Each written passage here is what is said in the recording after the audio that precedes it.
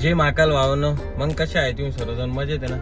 मग काय आता निघालोय सकाळी आपल्या ऑफिसला जायला नाही का, कारण ऑफिसला पण बरंचसं थोडंफार काम आहे आणि काही आपल्याला काही लोकेशनला पण जायचं तर थोड्याच वेळात भेटू आपण.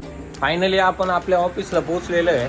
ऑफिसला आता काही फायर एक्सटिंग्विशर वगैरे आहे आपल्याला ते घ्यायचे आहे नाही का, म्हणजे जे कंपनीची डिलिव्हरी वगैरे करायची आहे त्याच्यासाठी आलेलो आहे आपण.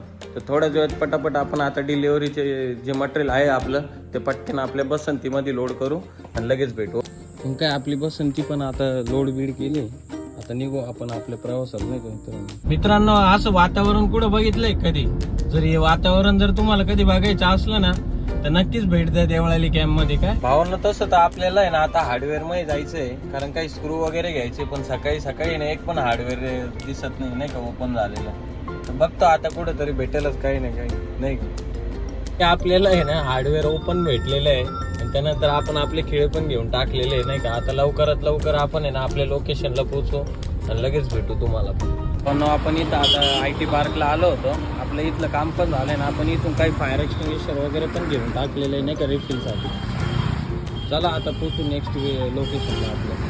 मित्रांनो आपण इथे कंपनीमध्ये आलेलो आहे, पण इथं आपल्याला आहे ना आता काही फायर एक्सटिंग्विशर पण हँगिंग करायचे होते नाही का, तर मग ते पण आपले फायर एक्सटिंग्विशर हँगिंग करून झाले तुम्ही बघू शकते नाही का. आणि आता आपली थोड्याच वेळ ट्रेनिंग पण चालू होणार आहे फायर अँड सेफ्टीची, लवकरात लवकर.